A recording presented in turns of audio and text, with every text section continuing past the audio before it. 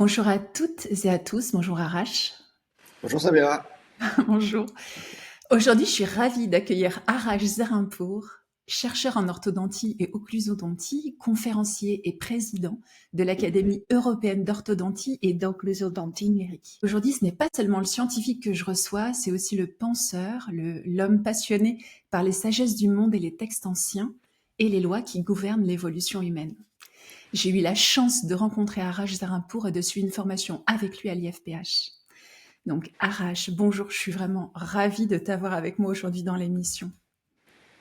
Écoute, je suis ravi d'être là, Samira. Ça faisait longtemps qu'on ne s'était pas vu et qu'on n'avait pas eu l'occasion de partager. Donc, on va le faire en public, c'est très bien. Tout à fait. Je suis très content d'être là et de pouvoir partager cette matinée ensemble avec vos auditeurs. Merci beaucoup, Arash. Moi aussi, je suis vraiment heureuse.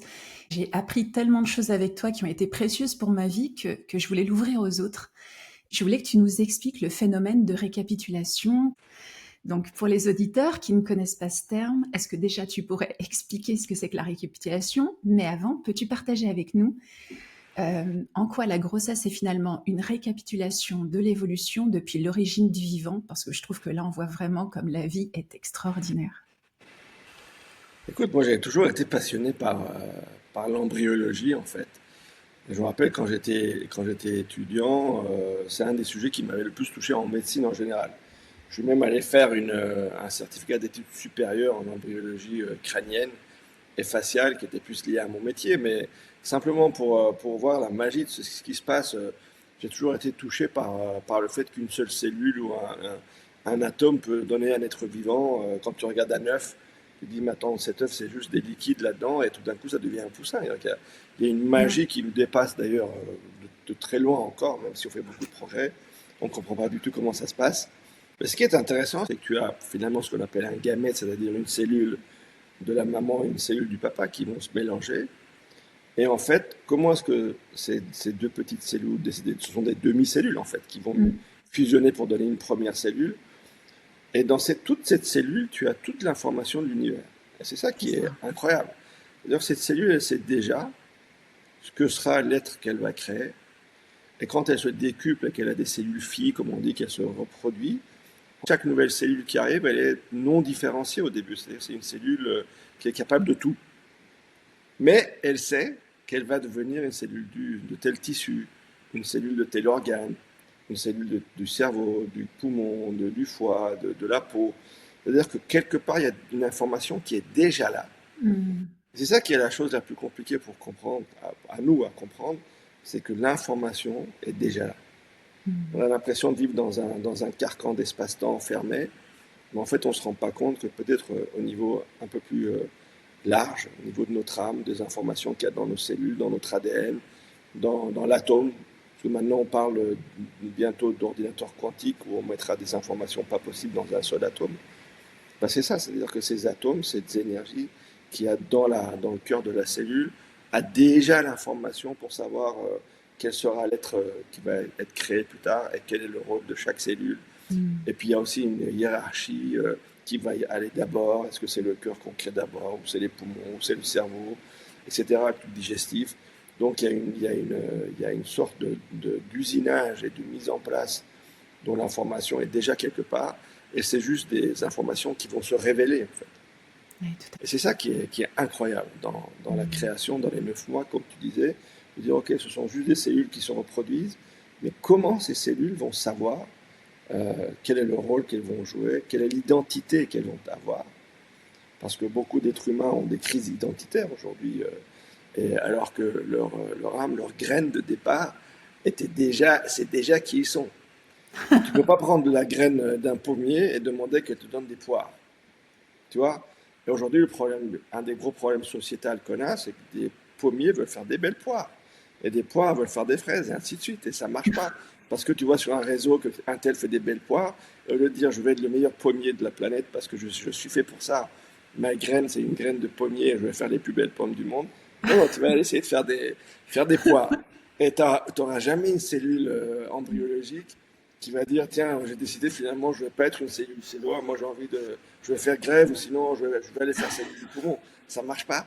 Et c'est ça qui est magique quoi, dans la capitulation, c'est de suivre, d'accepter en fait qui on est, Mm. ce qu'on est dans le cœur en fait, ce pourquoi notre âme nous a mis sur cette terre aujourd'hui, et de vivre les expériences qui nous correspondent, et pas de faire des crises d'identité et de vivre les expériences des autres, par peur ou par culpabilité de toute façon en général.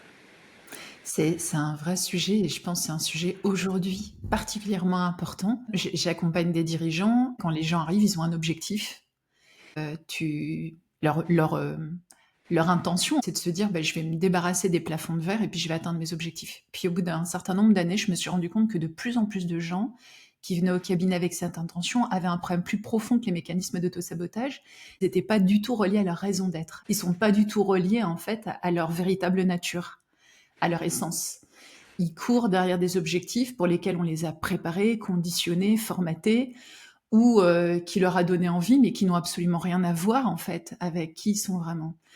Et la question, c'est vrai que c'est des sujets que j'adorais aborder avec toi, du coup j'y vais, mais la question de notre raison d'être. Tu le dis, quand on est encore sous le format cellule dans le ventre de notre maman, la question ne se pose pas, on est animé par une force. Puis après, on vient sur Terre et puis on est influencé par plein de choses extérieures. Notre attention, elle est complètement vampirisée à l'extérieur. On s'éloigne de notre propre port intérieur. Et tu vois, Arash, comment faire quand on s'est à ce point éloigné de sa nature première? C'est-à-dire quand on a complètement oublié qu'on était un pommier ou qu'on n'en a jamais pris conscience. C'est déjà, faut en prendre conscience. Et là, c'est déjà un certain niveau d'évolution.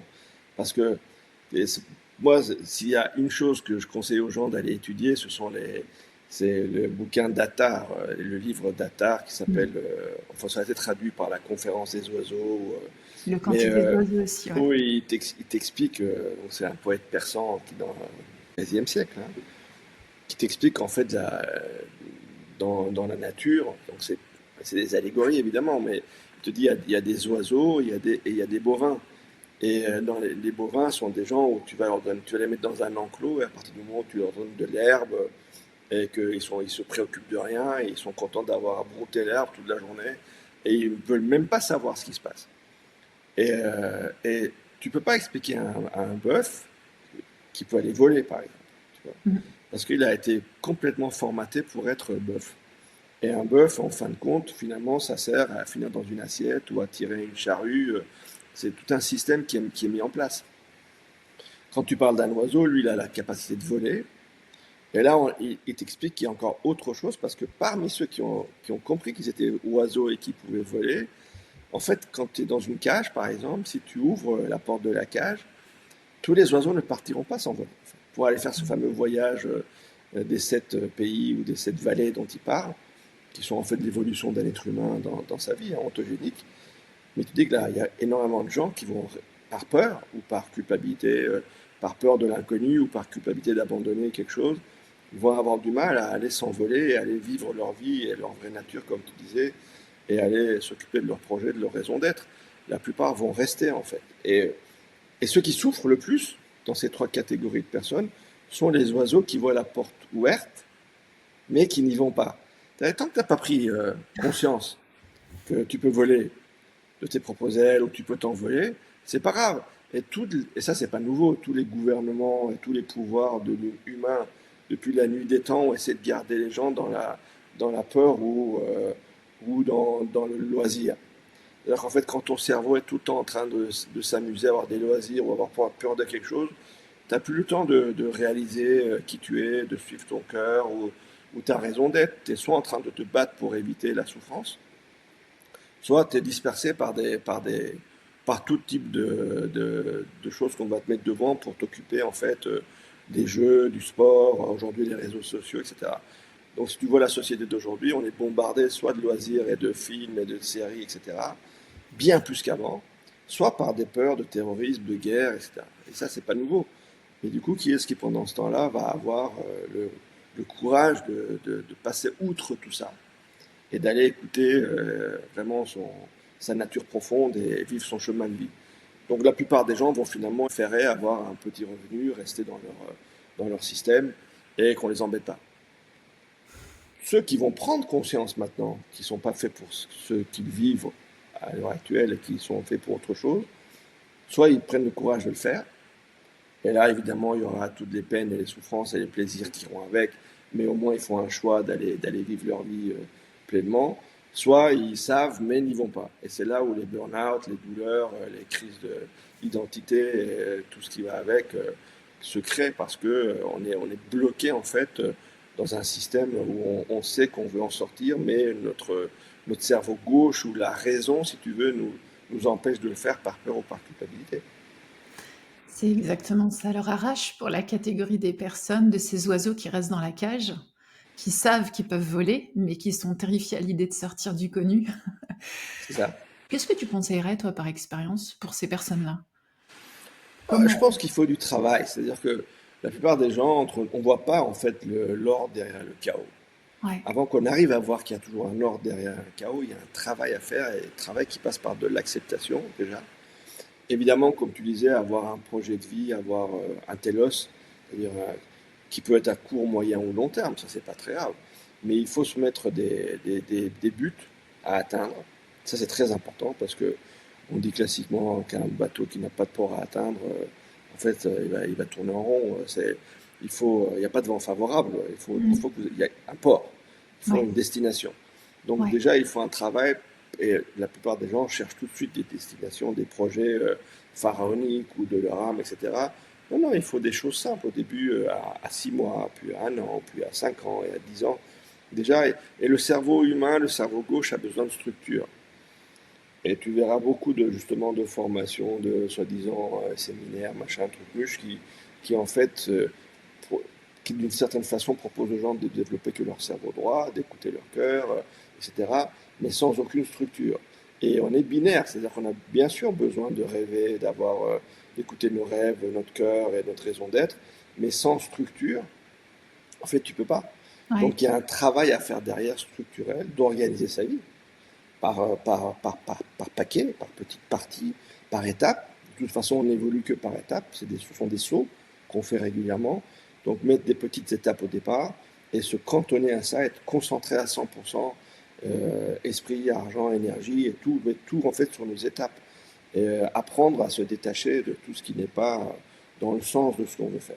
Et là, il y a un travail à faire sur la peur, évidemment, et sur la culpabilité, parce que beaucoup de gens ont peur de l'inconnu et de la transformation, et ça se comprend, évidemment. Et beaucoup ont ce problème de culpabilité aussi, du quand dira-t-on, d'abandonner, d'être abandonné, peur de perdre et peur d'abandonner. Donc il y a un travail à faire, et souvent ce travail n'est pas mental. Hmm. C'est ça aussi qui n'est pas évident pour les gens. La structure, elle est cerveau gauche. Il y a une structuration à mettre au niveau mental, être organisé. Pour ça, un coach peut très bien les aider, comme tu fais, à dire A plus B plus C plus D. Tu vas arriver de A à Z. Ben, tu ne peux pas faire A, Y, Z. Il faut que tu fasses A, B, C, D, E. Il n'y a pas d'économie du chemin. Il faut passer toutes les étapes. D'ailleurs, c'est Hmm. ça la récapitulation. Ouais. Jamais la nature va faire A, X. Elle va faire A, B, C, D. Elle va Ouais. prendre le Tout à temps, en fait, fait. de passer étape par étape. Donc apprendre ça aux gens et Hmm. ensuite corporellement, de façon subconsciente, leur permettre de passer à travers leur peur et leur culpabilité. Parce que ça, c'est du subconscient. C'est-à-dire que Hmm. ce sont des croyances limitantes qui sont ancrées en nous, dans notre cerveau droit, dans notre machine, en fait, de programmation. Et ça ne se déprogramme pas avec le cerveau gauche, où ça prend 25 ans, on peut aller faire un Hmm. travail psychiatrique ou psychothérapeutique ou lire des livres, et ça va prendre beaucoup de temps, alors que notre corps a une mémoire profonde, elle est liée au subconscient. Donc le subconscient, il passe par le corps, et il faut faire un travail corporel, parce qu'il y a plein de moyens et techniques différents dans le monde, ne serait-ce que faire un sport de façon très régulière, ça permet au corps de prendre confiance, d'être bien et du coup lâcher prise sur des phénomènes de peur ou de culpabilité. Donc c'est une association cerveau droit, cerveau gauche, un peu yin-yang si tu veux, où il faut travailler la structure d'un côté et le cœur de l'autre. Le Hmm. fond et la forme, si tu veux.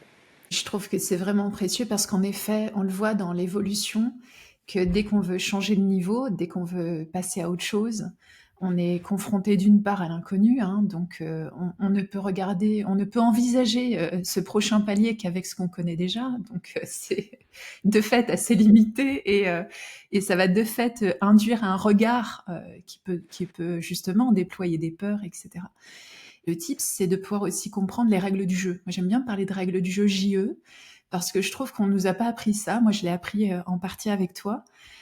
Est-ce que tu nous parlais un peu de ça, de satellisation? S'il y avait une loi universelle, comme on dit, un truc à comprendre pour tout le monde et qui est très difficile à appliquer, c'est ce qu'on appelle la loi de la conservation. Parce que, en fait, quand on regarde comment se passe l'évolution, quand on parle de cône d'évolution, pourquoi on parle de cône? Parce avec l'évolution, le temps s'accélère et la matière se concentre, se rétracte. Il suffit que tu compares un ordinateur des années 70, des super ordinateurs IBM d'il y a 60 ans, à un iPhone aujourd'hui, tu vois comment la taille a changé. Et dans cette récapitulation, en fait, on a fait, refait, refait, et à chaque fois, on a fait plus petit, plus concentré, jusqu'à arriver à des petits ordinateurs, des Mm. petits MacBooks, des trucs comme ça. Donc, on a beaucoup diminué la taille, et c'est beaucoup plus rapide. Aujourd'hui, un iPhone est 3-4 millions de fois plus rapide en Ouais. calcul que le super ordinateur qui a posé Apollo sur la Lune. Et l'autre, il faisait la taille d'une salle. Tu imagines? Mm. Donc aujourd'hui, on a un petit truc dans nos mains et ça va être de plus en plus vite. Donc Mm. il y a quelque chose qui est plus concentré, plus rapide à chaque fois. Donc c'est pour ça que c'est en forme de cône.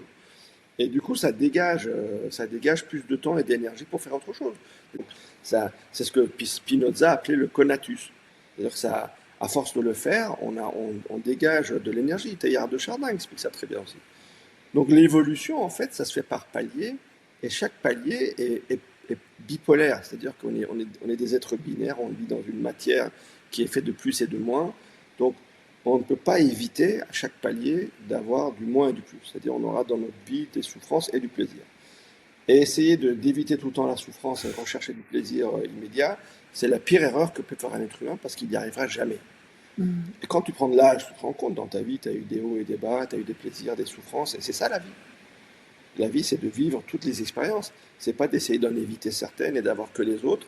Ça marchera jamais. Et donc, les gens qui perdent leur temps et qui, à l'extrême, tombent dans de la drogue pour avoir de la dopamine Ouais. instantanée, parce qu'ils veulent du plaisir instantané tout de suite et oublier toutes les merdes de leur vie, c'est parce que c'est pour ça qu'ils passent par de la drogue, finalement. Il n'y a rien de plus compliqué que ça. Tout à fait.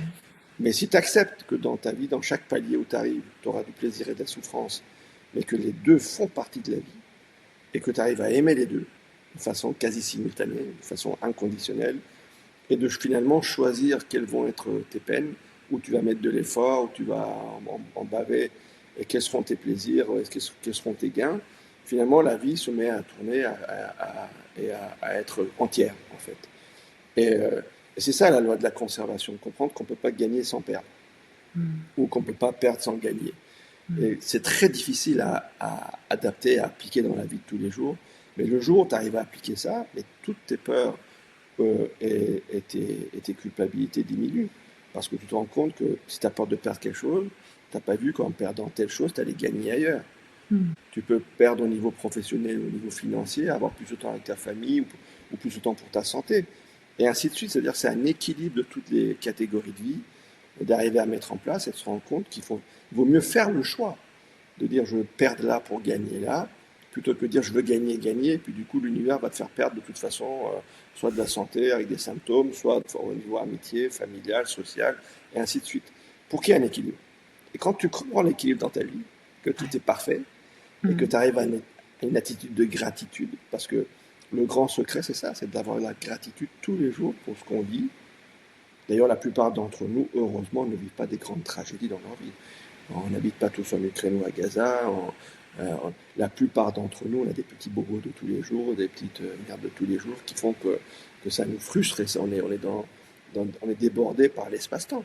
Mais on n'a pas des grandes tragédies. Donc, c'est prendre un petit moment tous les matins pour avoir de la gratitude pour notre vie, Mm. pour ce qu'on appelait nous les trois colonnes, tu te rappelles, avoir de la Oui. gratitude pour le passé, tout ce qu'on a vécu, Oui. gratitude pour le moment présent. Et c'est très facile de créer une attitude de gratitude. Levez-vous le matin et quand vous allumez la lumière, mais comment est-ce qu'il y a de la lumière dans votre chambre? Vous allez prendre une douche, vous mettez, il y a de l'eau chaude. Mais d'où est-ce qu'elle arrive cette eau chaude? Vous avez un toit, vous avez de la nourriture. C'est-à-dire si tu prends l'habitude d'avoir de la gratitude Ouais. pour tout ça, pour la vie, eh ben, on n'est pas dans le même état. Et on a de la gratitude pour tout. Et quand on comprend la perfection dans notre vie actuelle, c'est là où on fait une sorte de saut d'évolution et qu'on passe au niveau d'après. Et là, ça recommence. Il y a un nouveau chaos qui s'installe parce que c'est l'inconnu. On a de nouveau des plaisirs et des souffrances qui se mélangent jusqu'au moment où on comprend à nouveau la perfection dans ce nouveau palier, qu'on a de la gratitude pour ce nouveau palier et hop, on passe au palier d'après. Donc ce sont des cycles, en fait, des spirales de plaisir et de souffrance qui se font à chaque palier. Donc si tu essaies d'éviter tout le temps la souffrance, le palier ne sera jamais entièrement intégré. Eh oui. Et il faut l'intégrer complètement pour le transcender. En fait, on transcende de palier à palier, et la transcendance vient par l'acceptation inconditionnelle de tout ce que ce palier comprend, et non pas en voir que la moitié. Tu vois? Alors, Et c'est ça l'évolution, c'est d'accepter de voir toute la perfection du palier qui nous dépasse encore une fois. Et pour ça, il faut être comme un enfant, en fait. Il faut laisser le petit enfant en nous s'exprimer. Un enfant, imagine quand tu sors du ventre de ta mère, on parle de l'embryologie, le choc de l'inconnu que c'est pour un être vivant, de passer d'un environnement liquide, sombre, etc., tout d'un coup avec de l'oxygène, de la lumière, des milliers de kilomètres de possibilités et des bruits partout, et des couleurs, etc. C'est un choc énorme. On a oui. tous passé, donc on sait le faire, en fait. Ou Ouais. quand on s'est mis debout la première fois, Mm. la station debout, notre colonne vertébrale qui tout d'un coup se redresse, c'est quelque chose de phénoménal. On ne voit plus la vie de la même façon. Un bébé, quand il Ouais. se met debout, toute sa vie change. Mm. Et il accepte. Mm. Il accepte de tomber 150 000 fois et de se relever. C'est pas grave, mais il Ouais. veut y aller, lui. Avec légèreté. Oui, avec légèreté, avec de rire. Tu vois, c'est pas grave. Tout à fait. Donc, et nous, plus on grandit, plus on s'accroche, on cristallise les peurs de perdre, etc. Et on ne veut pas que ça change. On veut que tout reste comme avant. Et ça ne marche pas. Il faut accepter. Il faut accepter que la vie, c'est du mouvement, en fait. Et il y a les deux. Il y aura toujours les deux. Donc la conservation, comprendre la conservation et la gratitude. C'est fondamental ce que tu dis, hein. C'est vrai qu'on l'observe quand on est enfant, on a cet esprit-là. On n'est pas en résistance, on lutte pas. Ça Non. vient après, ça, pour Ouais. certains, pour beaucoup. Ouais. Mais ça, c'est l'épigénétique, c'est tout l'effet de la société. C'est le conditionnement socio-culturel et religieux qui fait on commence à mettre des labels de bien et de mal dans notre vie. En fait, c'est ça qui est le pire, c'est de mettre des labels sur nous et sur des gens et sur des choses. Ça, c'est bien, ça, c'est mal. Et en fonction de nos valeurs, nos croyances, en plus, c'est pas les mêmes. Quelque chose qui est bien pour nous peut être mal pour un autre et vice-versa. Donc, c'est que des choses qui sont virtuelles, entre guillemets, Oui. inventées par la société. Évidemment, il faut mettre des limites dans nos sociétés. Tout le monde peut pas faire tout ce qu'il veut. Mais les labels de bien et de mal, souvent, nous limitent, en fait, dans des croyances limitantes, comme on disait. En fait. Justement, les croyances limitantes, c'est un sujet que tu abordes et qui est précieux. Parce que là encore, il y a des personnes qui sont conscientes, qui sont de cette notion de croyance limitante, puis il y en a d'autres qui pensent que ce qu'ils voient dans leur vie, en fait, c'est la réalité. Et moi, j'ai appris à différencier les deux grâce à toi, entre réalité et actualité. Tout le monde n'a pas eu l'opportunité de faire une formation comme j'ai pu la faire avec toi. Est-ce que tu as envie de parler de ça? Parce que ça permet aussi de prendre un peu de distance, de se décoller un peu de ces lunettes qu'on croit être, tu vois, qu'on croit être transparentes alors qu'elles sont teintées finalement. Ah oui, mais pour ça, il faut comprendre comment est-ce qu'on a été conditionné depuis. Alors, ontogéniquement, on parle de l'enfance, mais effectivement, ça remonte même, c'est ancestral. C'est de génération après génération, quand t'as été entraîné à croire des choses et à créer, encore une fois, des labels. Et puis, tu as vécu des expériences personnelles dans ta vie qui t'ont fait mettre d'autres labels encore, de bien ou de mal sur des choses. En fait, c'est ça, c'est-à-dire que notre passé est notre histoire. Et en fonction de notre histoire, on va créer notre futur qui est pour l'instant mystérieux. Donc, d'un point de vue moteur, le futur est moteur, si tu veux, il va falloir bouger pour y aller. Et le passé, il est sensitif. Il est dans nos mémoires sensitives. Et tout ce qu'on a vécu dans le passé, en fait, et qu'on a notre histoire personnelle, en fait, on en a fait notre réalité, comme tu disais. Et notre réalité, c'est une réalité toute relative, déjà, qui est sur une seule des dimensions qu'on a vécues, en ayant un filtre qui n'a vu qu'une certaine partie de la réalité. Tout à fait. Alors que l'actualité, c'est quelque chose qui est beaucoup plus complexe, qui comprend les différentes possibilités et probabilités que nous, on n'a pas vues dans notre cône de vision qui est étriqué finalement, puisque Mm. comme tous nos cinq sens, ils sont très très limités, donc on voit que certaines choses. D'ailleurs, il suffit de voir, tu prends cinq personnes qui assistent à un accident de voiture ou un accident en général dans la rue, ils ne te raconteront pas la même chose. Mm. Et s'ils sont sur le trottoir et s'ils sont au 10e étage, ils ne te raconteront pas la même chose non plus, parce qu'ils Bien n'ont pas sûr, vu les mêmes choses. Mais l'actualité, c'est l'accident. En fait, l'événement lui-même, il est le même. tout à Un fait. événement est un événement. C'est nous qui mettrons des labels ensuite sur cet événement Mm. en fonction de nos filtres, en fait, qu'on a Mm. créés depuis notre enfance et avant. Et on filtre tout ce qui se passe autour de nous. En fait. Donc si tu travailles un peu sur ton passé, pour modifier tes croyances et tes labels, en fait, ton filtre va être différent. Et tu vas commencer à voir les choses différemment dans le présent et avoir du coup, une, au lieu d'être dans de la réaction par rapport au futur, être dans de l'action. C'est pareil, ne pas être en train de réagir contre quelque chose que tu vas penser être mauvais pour toi et penser que tu vas plus perdre que gagner, donc ça va te faire peur, ou alors penser que tu vas plus gagner que perdre, ça va t'exciter. Et en fait, tout ça, c'est purement illusoire, puisqu'il y aura toujours Mm. les deux. Et Ouais. juste être dans l'action et dire, moi, je veux ça parce que c'est mon télos, ma raison d'être, en fait, le plan que j'ai mis pour moi, et de suivre ça dans l'action et ne pas avoir peur de s'attirer, encore une fois, les deux faces de la médaille, c'est-à-dire les souffrances et les plaisirs qui vont avec, mais Mm. rester concentré sur notre chemin de vie et sur la direction qu'on veut atteindre, sur la cible. Mm. Voilà, donc c'est ça en fait, d'arriver à se détacher dans le passé de nos labels Mm. et nous permettre d'être plus dans l'action au jour d'aujourd'hui, avoir une identité qui change en fait par rapport à nos croyances et tout ce pour lequel on a été éduqué et tous les filtres qu'on nous a inculqués en fait au niveau société. Tout à fait. Quand tu parles de label, euh, je vais donner un exemple pour les auditeurs et tu me diras si ça correspond à ce que tu veux dire, mais on pourrait prendre l'exemple d'une personne qui a vécu avec un couple parental dysfonctionnel, voilà, et qui a collé l'étiquette, le label couple égale souffrance, on va dire ça comme ça, et qui va se promener dans la vie avec ce marqueur subconscient et qui va filtrer l'actualité, donc toutes les rencontres, les possibilités, avec cette teinte, avec cette couleur qui aura été imprimée sur le plan émotionnel.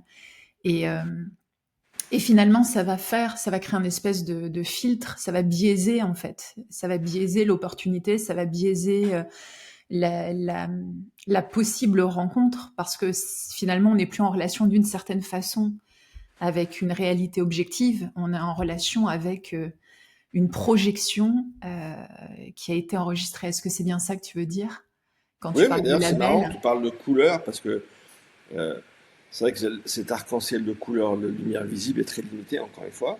Ouais, Et c'est toujours comprendre on a des sens ultra limités. On ne voit qu'une partie de ouais, la vérité ou de ouais. l'actualité et on crée notre propre réalité. D'ailleurs, Rumi, que tout le monde connaît maintenant, a un poème fantastique où il dit euh, que l'amour n'est pas fait de couleurs, les couleurs sont des mensonges, que c'est Ah, gris en fait. c'est C'est-à-dire ça. que quand tu mets de la couleur, en fait, tu mens. C'est-à-dire que, tu vois, Mm, et tu regardes le film Matrix, je sais pas si tu te complètement. rappelles, dans Matrix, quand ils sortaient de la matrice, ils allaient dans l'actualité, dans leur vaisseau, tout était verdâtre. Il n'y avait plus Ouais. de couleurs. Et ils Mm, avaient très bien compris ça, comme beaucoup d'autres choses dans ce film. Mais c'est-à-dire que les couleurs, c'est très joli, mais c'est éphémère et c'est l'illusion, en fait, de ton c'est cerveau ça. qui voit des choses. Et même si tu commences à étudier un peu ton système optique, tu vas te rendre compte il est qu'illusion. En fait, tu vois les choses à l'envers, à l'intérieur de ta tête, à derrière, et ton cerveau reconstruit des images. Mm, Parce que c'est que des 1 et des 0 comme un ordinateur. bien Et ce sûr. sont des cellules qui prennent des informations de lumière, de photons, et qui construisent des images. C'est-à-dire qu'on construit entièrement le monde dans lequel on vit. C'est une construction mentale, parce qu'on nous a dit ça c'est un ordinateur, ça c'est une table, ça c'est une chaise. Donc on reconstruit à partir de ce qu'on connaît. C'est ce que tu Oui, disais. tout C'est-à-dire à tu peux fait. reconstruire qu'à partir de ce que tu connais. C'est À ça. partir du moment où tu connais autre chose, bah, tu vas construire autre chose. Mais pour ça, Ouais. il faut faire l'effort d'aller apprendre, de voyager, à l'intérieur et à l'extérieur évidemment, et voir d'autres facettes et accepter peut-être d'autres informations. Et à ce moment-là, ton filtre change. Et là, tu vas voir les choses sous un autre angle. Et c'est pareil pour les parents, tu vois, tu peux avoir, comme tu disais, une expérience parentale ou qui soit Mm. négative et tu mets un label négatif et tu penses qu'être en couple, c'est mal. C'est pareil pour l'argent, c'est pareil pour plein Mm. de choses. Tout à fait. Et après, les expériences de la vie, c'est de la chance, vont faire que tu vas tomber amoureux, que quelqu'un va te faire vivre quelque chose de complètement différent, Mm. ou que tu vas rencontrer des couples qui ont une expérience complètement différente de tes parents, et une fois, deux fois, trois fois. Et ça aussi, d'ailleurs, c'est un truc qui est intéressant, c'est que pour casser des croyances limitantes, ça se fait pas en un coup de cuillère à peau, il faut des rituels, il faut le refaire et le refaire. D'ailleurs, le Ouais. cerveau, avant d'arriver à abandonner une certaine programmation consciente et subconsciente et à accepter une nouvelle programmation, il faut déprogrammer. Et la déprogrammation passe par du dumping, c'est-à-dire des rituels de tout le temps voir des choses différentes. Mm. Jusqu'au moment où ton cerveau il dira mais ce que je croyais moi finalement c'était limité et j'ai vu beaucoup beaucoup de choses qui sont l'inverse. Mm. C'est quoi la vérité? Et là ça fait un collapse, c'est-à-dire que le cerveau s'effondre et la croyance s'effondre Ouais. en disant bah oui mais en fait j'ai vécu dans un village entre guillemets, de croyances, et il y a des villes fantastiques où il y a 20 millions d'habitants. La vérité, c'est pas ce qui se passait dans mon village, c'est dans tout ce qui se passe dans les grandes villes du monde et dans tous les pays et dans toutes les croyances et dans toutes les religions et Tout dans à toutes fait. les spiritualités, tu vois. Et d'accepter d'aller, de s'ouvrir. Et le bœuf, il n'acceptera pas. Il faut avoir ce côté oiseau, c'est-à-dire que tu peux pas forcer des gens à se transformer ou à changer ou à aller faire autre chose. Donc ceux qui veulent pas, il faut les laisser tranquilles. Peut-être que c'est pas le moment, encore une fois, dans ces niveaux d'évolution ontogénique ou phylogénique, dans quelques autres générations, ils auront envie de s'ouvrir à ça. C'est pas grave, c'est comme ça, il faut de tout dans un monde.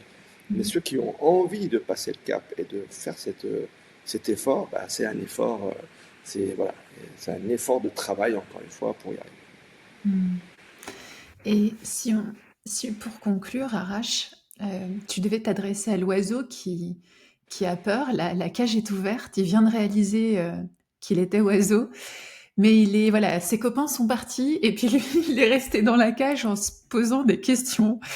Euh, Qu'est-ce que tu dirais à cet oiseau-là si voilà, tu pouvais lui permettre ce switch?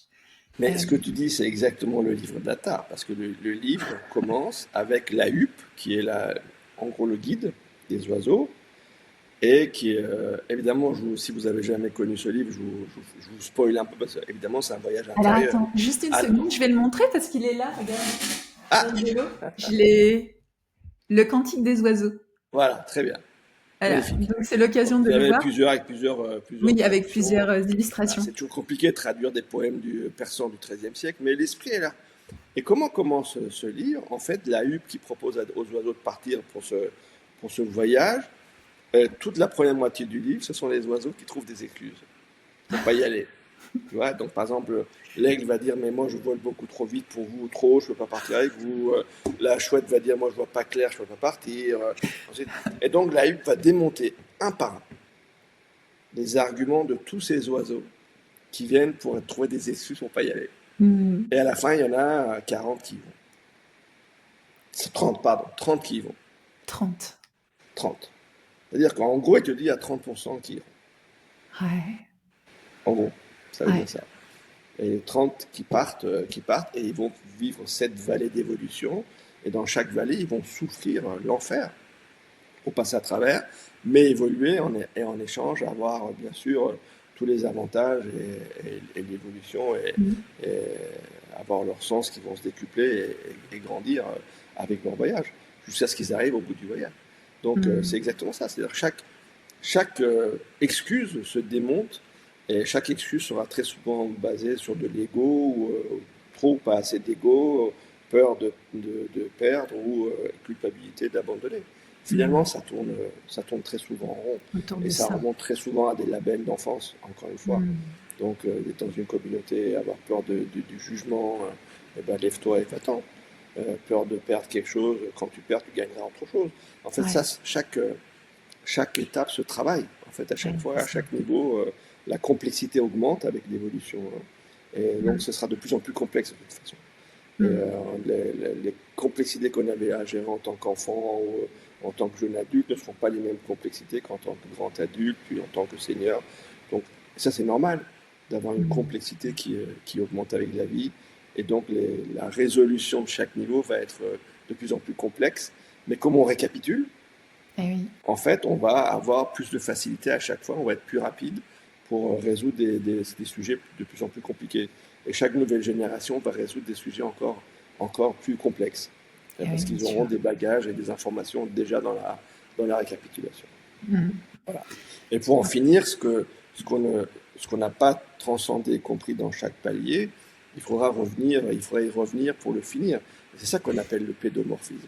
Parce que la récapitulation te fait évoluer, mais si tu vas trop vite, en fait, en oubliant des étapes, eh ben, le système va nous ramener, en fait, c'est un peu l'échelle Ouais. de Jacob. On va retomber dans nos travers, c'est exactement ça, dans des crises infantiles, c'est pour ça qu'on appelle ça du pédomorphisme, pour venir gérer nos frustrations, nos émotions de colère, de peur, de culpabilité par rapport à quelque chose qu'on n'a pas géré dans un certain palier. Donc des grandes crises de colère, par exemple, quand un adulte se tape une crise de colère, met un coup de poing à quelqu'un ou casse quelque chose, c'est retomber en enfance dans un système de quelque chose qui le frustre et que son système nerveux n'arrive pas en fait à gérer, donc il en vient à la violence, par exemple. Mhm. Mais s'il apprend à gérer et à aimer en fait cette frustration, ce qui a fait qu'à l'époque il y a eu ce label encore qui a été posé, à ce moment-là, cette colère ne reviendra plus. Tu vois. Donc Mhm. c'est un travail par étage. Mhm. Et c'est intéressant, je trouve, de t'entendre dire ça parce que ça montre aussi, tout à l'heure, tu as dit apprendre à aimer tout ce qui vient à nous. Et je trouve qu'on peut plus facilement aimer tout ce qui vient à nous quand on est conscient que tout est au service de notre progression, de notre évolution. Oui. Parce que c'est aussi un fondement dans ta conscience, tu vois. Et donc ça permet d'apprendre à aimer quand on sait que, par exemple, quoi, on a pété un câble. C'est quand même pas pareil de se dire ah tiens, à nouveau ça ressort dans mes relations. Il y a quelque chose que j'ai pas guéri en moi, que j'ai pas réglé en moi. C'est pas la même dynamique de penser comme ça et de le voir comme une opportunité pour travailler sur soi que de se ronger par la culpabilité, de passer dans la phase d'autodestruction, tu vois, qui nous maintient finalement. Et je trouve que c'est pour ça que j'avais très envie de partager ces échanges avec toi, c'est justement pour qu'on puisse avoir une grille de lecture qui nous permette d'avoir une attitude correspondante à ce pour qu'on est là, c'est-à-dire grandir, évoluer, et que ce processus-là n'a pas de fin. Il y a une différence entre l'évolution et la révolution. Donc, Ouais. quand ta vie se met à avoir une révolution, c'est-à-dire que les choses reviennent tout le temps, les mêmes relations, par exemple, empoisonnées, ou les mêmes problèmes reviennent et reviennent, c'est quelque chose qui est dans la révolution. Et donc, cette récapitulation et pédomorphie sont en train de tourner en rond, et ça ne permet pas d'évoluer. Et pour Mmh. évoluer, il faut aller apprendre justement à aimer la perfection de la vie à ce moment-là. Et c'est à ce moment-là que la révolution s'arrête et qu'on passe à de l'évolution et qu'on passe à l'étape d'après. Et là, une nouvelle révolution commence. Donc c'est pour ça que c'est cyclique. On fait de la révolution et on comprend que tout est parfait. On voit l'ordre derrière le chaos. On aime, on s'aime et on aime les autres de façon inconditionnelle complète. Et on passe à l'étape d'après. Et c'est pour ça qu'au fur et à mesure, une gratitude s'installe jusqu'à la plénitude. C'est quoi la plénitude? La plénitude, c'est de te rendre compte que tout est parfait. Tu as déjà Ouais. tout. Mmh. Et le plus grand cadeau, c'est d'accepter qu'on a déjà tout. Comme ta cellule qui a déjà toutes les informations, tu as déjà tout en toi. Donc tout le reste, ce sont que des échanges, des partages, etc., avec des croyances qui nous font être dans de la réaction par rapport aux autres. Mais on a déjà tout. Et avoir de la gratitude pour ce qu'on est déjà, pour ce qu'on a déjà et ce qu'on est déjà, en fait, permet d'avoir une grande force parce que la plénitude, finalement, te dit, c'est ce qui se passe avec l'âge. Hein. Plus on vieillit, moins on a besoin des autres. Moins on est dépendant, moins on a besoin de se prouver quoi que ce soit ou prouver quoi que ce soit aux autres, parce que la plénitude s'installe. Et si on veut être un peu plus spirituel, parler d'immanence et de croire à l'âme, etc., dire peut-être qu'il y a des choses qui nous dépassent et que notre âme, elle sait où elle va. Mmh. Et qu'elle passe de corps en corps, ou de génération en génération, et qu'elle a un agenda, elle, qu'elle connaît très bien, et que nous sommes des êtres célestes qui vivons des expériences terrestres. Et Mmh. acceptons de vivre toutes les expériences. Moi, dans Mmh. ma vie, j'ai essayé de vivre toutes les expériences que je pouvais, Mmh. C'est sans peur, génial. culpabilité, ni jugement, tu vois, ni tabou, ni rien. Tu vis des expériences dans ta vie, et les expériences vont juste nourrir ton âme, et tu n'auras pas à les vivre dans la vie d'après. Ouais, c'est Ou trop tu ne vas bien. pas les donner en poison à tes enfants pour qu'ils les vivent à ta place. Parce que c'est souvent ça aussi, tu vois, les transferts générationnels. C'est les choses que j'ai pas vécues, mes enfants vont le vivre. Donc plus je vis des choses, moins j'en aurai à vivre dans les vies d'après, et moins mes enfants auront à les vivre à ma place. Donc c'est aussi ça, c'est d'accepter les expériences de la vie. Parfois ça se passe bien, parfois ça se passe mal, mais ça fait partie de la vie.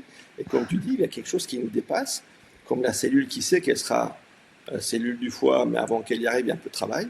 Et ben nous, on a du travail, mais au lieu de penser que... C'est comme quand tu prends un bateau, si tu penses que à la destination finale, mais tu ne profites pas du voyage, ou que tu es malade et tu es dans la cale en train de vomir pendant tout le voyage, tu vis pas le voyage.